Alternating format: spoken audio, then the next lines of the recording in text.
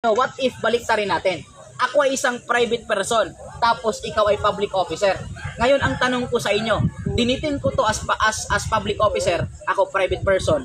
Ano yung possible na magiging kaso ng isang private person na nagdetain ng public officer? So ayun, nandito tayo sa ating random criminal case at syempre, magbibigay pa din tayo ng ating random criminal case sa ating mga future criminologists at may makuha silang konting prize but ayusin sa video at least nakatulong tayo sa ating mga followers as well as na-refresh yung mga knowledge na okay ba tayo dyan mga tol? Yes, sir. Pero bago yan, pakilala muna. ADA Isas pa Junior nga pala from SSIT Student Criminology. Yan naman tol. Ako pala si Jeric yung Contenido sa Negros Occidental, Bulacan. Ayan, ito yung unang tanong natin, no? Pag sinabi natin cattle rustling, pag ninakaw natin yung kalabaw, baka, that is considered cattle rustling. Kahit na may force pa yan, kahit na may violence, kahit na may intimidation, hindi yan papasok sa robbery kasi nga specific yung tanong, rallies cattle. So pasok yan sa ating cattle rustling.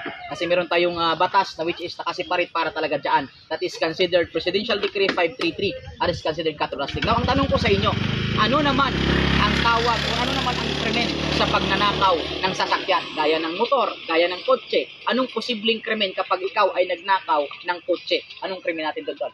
Karnaping, sir? Ika naman doon. Karnaping, sir. Okay, that is correct. So tandaan po natin, no, ang karnaping po natin is stealing po yan or taking of the vehicle of another. So ibig sabihin po, pag sinabi po natin karnaping, ito po yung pagkuha po ng sasakyan.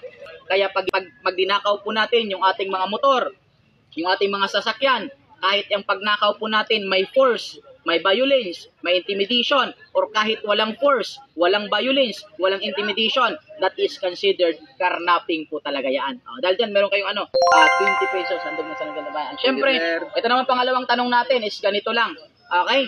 Ako ay isang public officer, tapos nagdetain ako ng isang tao without legal grounds. Ang posibleng krimen na nagawa ko, that is called arbitrary detention.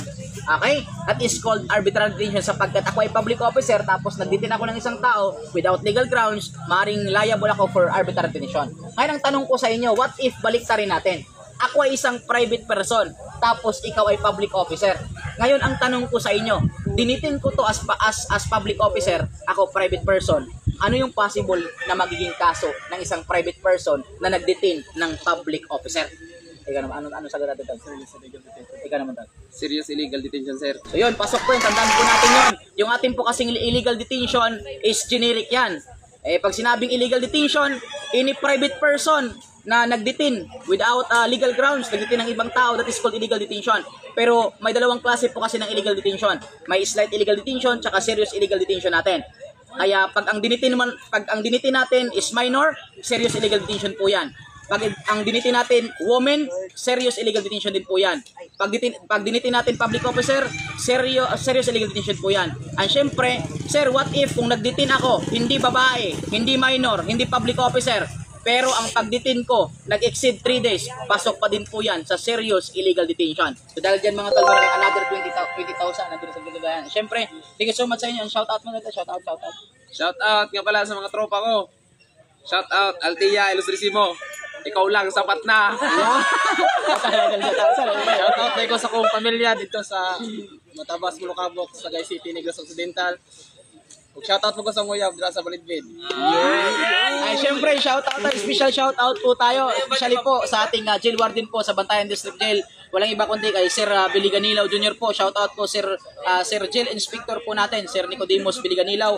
Sa deputy po natin, shout out po kay Sir Christopher Ibanez, kay Ma'am Yubiga po, kay SGO3 Ma'am Yubiga, shout out po.